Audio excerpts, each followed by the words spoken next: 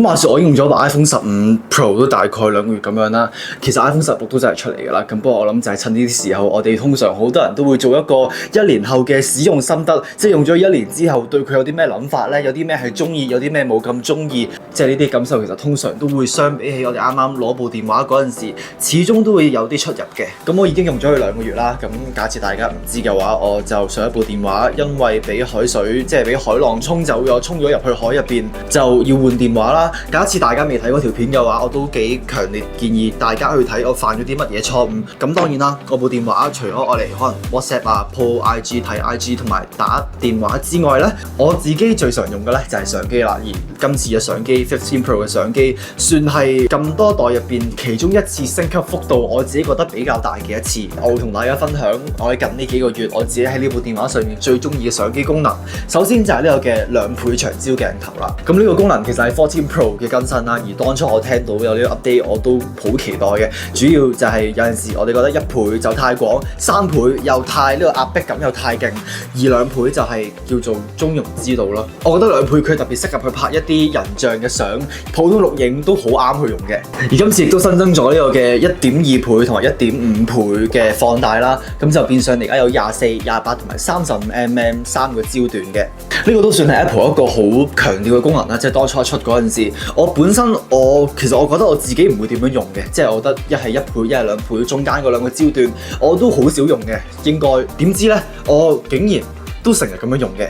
其實個情況同2倍有啲相似嘅，有陣時我覺得1倍咧就可能太廣，而2倍就有陣時就算得太近，我想要一個中間嘅值，所以加咗1.2同埋1.5咧係基本覆蓋晒我一般近距離影相嘅需要咯。所以依家咧其實我都好少用1倍去影啦，主要我覺得1倍即係可能會顯得太廣啦，而可能有陣時變焦即係 zoom 近多少少，個效果就令到成張相有更加大嘅壓迫感，但係同時亦都唔會太廣咁樣咯，個感覺都幾好嘅。我覺得呢個係一個都攝影師嘅強迫症嘅一個特徵啦。咁假設你明嘅話，你就明啦。而今次主鏡頭嘅相，佢係用呢個嘅2400萬像嘅模式啦，咁就變相當你放大你影嗰啲相嗰陣時咧，就細節會明顯更加豐富。同埋有陣時我都會打開呢個4800萬像嘅 option 去影，明顯見到咧係有更加明顯嘅細節嘅。而其實呢張相咧係已經係放大咗嘅，呢個先至係原本嘅大細。所以話呢個功能主要係我喺可能影風景嗰陣時影之後，我有好高嘅位置，我影山景啊，影可能呢啲迪士尼呢啲可能要有好多細節嘅嘢，我就會開呢個模式咯。而呢一屆嘅 iPhone 佢其中一個嘅軟件功能咧，就係呢個嘅自動人像模式。基本上咧就係你部 iPhone 佢會自動偵測人、貓同埋狗呢3種動物，而佢就會自動推薦你去開人像模式去影一張相咯。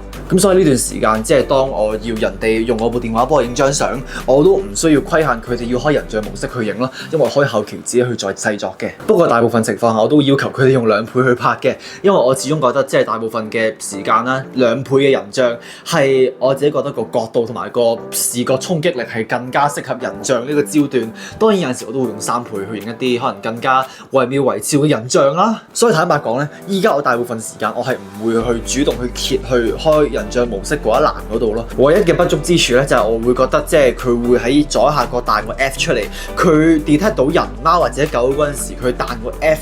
個速度唔係話好快啦，即係可能耐咗啲咁多，可能少幾秒時間咁樣。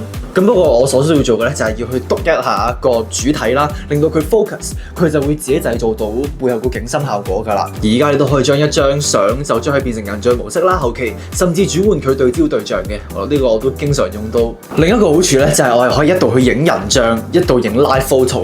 以前嘅我咧，我係唔用 live photo 嘅。我去到一個點咧，我係見親啲人部電話啲 iPhone。佢係自己打開咗 live photo，我係會主動要佢哋熄咗佢嘅。咁不過隨住時間咧，我就開始明白到佢嘅好處咯。而當我去剪我喺布吉嘅嗰條 vlog 嗰陣時咧，我只需要做嘅嘢咧就係我將嗰條 live photo 嘅相啦，或者你可以叫片啦，我將佢就撳一個掣，就係以影片形式儲存，佢就會自動生成一條片啦。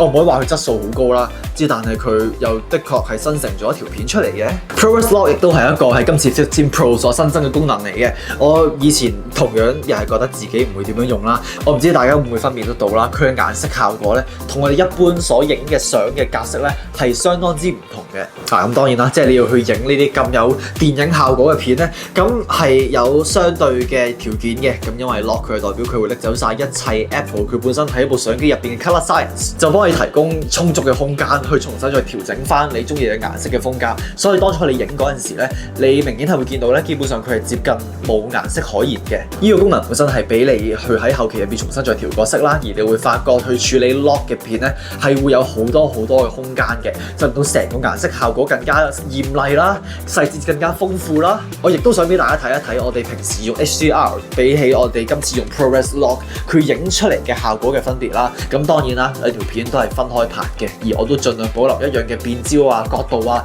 咁不過大家就留意下佢嘅顏色咁樣啦。咁不過大家就可以仔細參考下佢兩個嘅顏色嘅差別咯。咁同埋當然啦，呢個格式佢保留咁多細節，咁亦都會代表佢 file size 係非常之大嘅。呢個20秒嘅 4K ProRes Lock 嘅片咧，已經佔用我成部 iPhone 嘅1.75G 啦。咁所以我通常都會喺一啲我自己覺得好靚嘅風景嗰度去影啦。而我都知道我自己會喺後期會有心去重新再調校翻成張相嘅風格，佢嘅效果咁樣。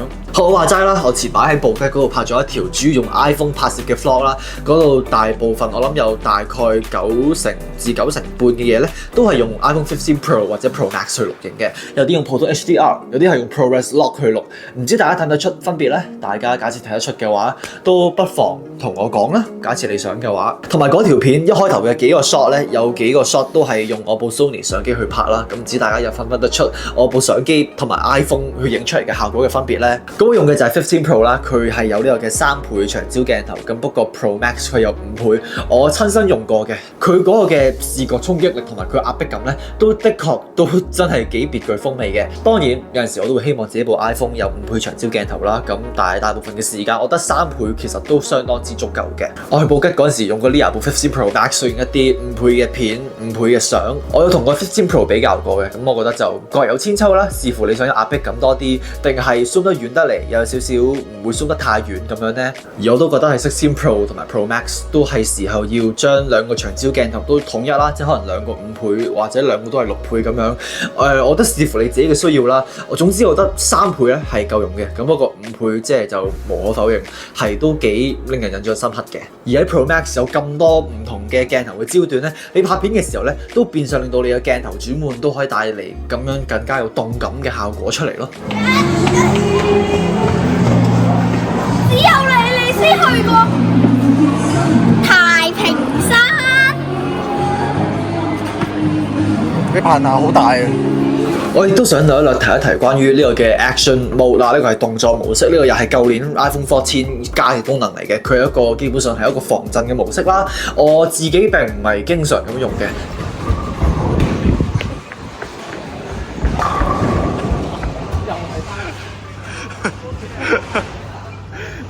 咁不過亦都係我去布吉嘅嗰一轉，我去布吉影咗都我諗大概2-3千張相咁樣啦。我有好幾個畫面咧係一度游水一度拍嘅，咁我係用一個防水袋去裝住啦。而有啲我係喺個滑梯嗰度上落去啦。我玩水上電單車嗰陣時去錄影啦，全部都用 Action Mode 去影嘅。佢係用 2.8K 嘅質素去拍嘅，咁就比起我平時用嘅 4K 就會冇咁高質素啦。咁不過我自己都幾肯定係冇人會發覺嘅，即係至少我自己都冇留意到呢樣嘢。有一個我自己好中意嘅 demo 咧，就係我喺出海嗰日啦，嗰一次其實係已經係日落嘅時候，我哋已經回緊程㗎啦，個夕陽係真係好靚咯。而嗰個時候咧，架船係好震嘅，震到一個點咧，我係要企喺度啦，我係唔敢喐咯，我左手係要拎住個扶手，右手就用個防水袋拎住部電話咁樣去影。咁我部 iPhone 用嘅 Action Mode 去拍咧，結果影出嚟咧係非常之穩定嘅，個質素亦都係相當之唔錯嘅。咁所以一啲即係冇親身體驗過嘅人就會覺得即係咩話，舊年嘅 iPhone 同今年嘅 iPhone 冇乜分別。有啲人會話咩 iPhone 11定唔知 iPhone 12，而家呢幾年嚟都完全冇分別。我由我部 iPhone 13 upgrade iPhone 15，我都已經覺得得個相機咁大分別，我真係唔知嗰啲人諗緊啲乜嘢。當然呢啲並唔係話一啲好明顯嘅更新，即係我擺一張我用呢部電話影嘅相同埋片，我諗都唔會有人發覺到呢個 iPhone 15 Pro 上面去影㗎啦。咁但係最主要就係你喺用緊嗰陣時嘅體驗咯，即係影相嘅方法、錄影嘅模式，我自己覺得更新都好大咯。你會發覺我花好多時間係講關於呢部電話嘅相機啦。主要我自己覺得啦，即係有得買咗呢部電話嘅人，除咗係一啲即係想要最貴、最極致嘅體驗嘅 iPhone 嘅人之外，另一部分就係一啲好追求相機質素啦、相機體驗嘅人。而呢個亦都的而且確係 Apple 每一年喺即係每年嘅 Pro iPhone 佢所主打嘅更新嚟嘅咯。咁除咗相機之外，我都想講講關於呢部電話嘅一啲嘅特別之處啦，可能一啲新嘅功能嗰啲。其中一個就係呢個嘅 Action Button 啦，呢個係一個只限15 Pro 嘅功能嚟嘅。網上好多人都會可能有啲教學去教大家點樣將呢個 Action Button 發揮到佢嘅極限，令到佢可以變到更加多用途嘅功能。而我自己就非常之簡單粗暴直接，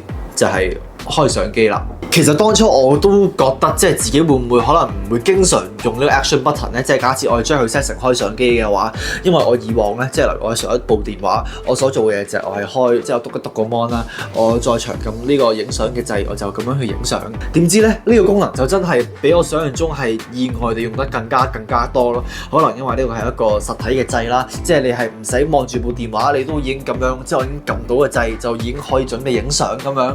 總言之，我自己覺得咁樣好似相對方便啲咯。USB-C 呢個都算係，我諗其實呢個都真係每一個人，我諗大部分嘅人都會覺得呢個係 iPhone 15最大嘅更新啦。我部電腦、我部 iPad 插電器極大部分都係用 Type-C 嘅。咁不過我自己就冇乜點樣去用我部 iPhone 上面嘅 USB-C 嘅頭啦。極大部分時間我都係會用無線插電嘅。我有一個 MagSafe 嘅電池包啦，佢係用 Lightning 去插電。我亦都有呢個嘅 MagSafe Duo， 亦都係用 Lightning 插電。我部 AirPods 都係 Lightning 啦。雖然我覺得我用我一條線佢真係播入去嘅次數，我諗都真係1至2次咁樣啦。咁不過其他嘢咧，我都係用無線插電嘅啫。我唯一嗰幾次用我部電話上面個 Type-C 頭，就係我要去好快咁樣去連接我個無人機 SD 卡入邊影過嘅嘢，再 send 俾人。